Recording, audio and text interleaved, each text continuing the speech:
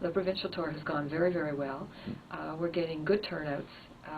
We're spending a significant amount of time talking about the general state of the union, and also considerable time talking about the issue of pensions. And it's become a big issue with our members. As our members are approaching, getting closer to retirement age, it's much more an issue for them. And some of our younger members even are realizing that they need to start thinking about pensions now. So pensions has been a good draw to bring people out to the meetings. We're also talking about our affiliations, particularly our affiliation with New Brunswick Federation of Labor. We as a union have, a few years ago, made decisions to affiliate with unions at the national level, but at this point we haven't totally affiliated with unions at the provincial level, which is something which is very important for our members and for the future growth and development of the union. Classic. Recently done a survey of our members who are part of the Public Service Superannuation Act pension plan. And what we found is that we've done a great job in educating our members over the last couple of years with regards to the pension issues. And a significant portion of our members really understand the issues affecting the PSSA pension plan. And the survey showed us that. We sent the survey out to about 5,000 members of the plan, and we had over 2,200 of our members who actually responded back. The response was very, very positive. Most of our members are indicating that they are willing to pay more into this plan in order to get an increased benefit at the end of the day. Wow, is that a surprise to you? Well, it was a little, yes, it was a surprise. I was hoping that they would be willing to pay more to get a better benefit, because right now the pension is unfunded. So the fact that there's not enough funding there for the ongoing daily provision of pensions to the people who are currently on pension makes it difficult to make a request for an improvement, but this gives us an additional pressure that we can put on the MLAs now. As an act of, because this pension was set up as an act of the legislature, it will take an act of the legislature to change it. That's a bit of a mountain to climb, isn't it? It's huge. It's a huge mountain to climb, because it means continuous pressure on the MLAs, continuous pressure on the Premier, that this is an important issue and an issue that must be addressed.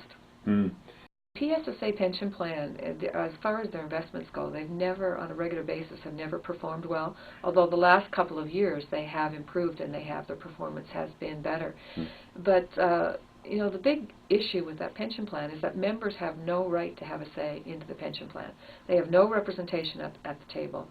And another huge issue is the fact that the board of trustees that are established, and they are established, each person who sits as part of that board is hand-picked by the government.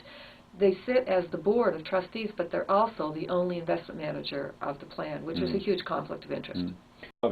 Are you able to get that across to the membership, or are they already aware that that's one of the key spots?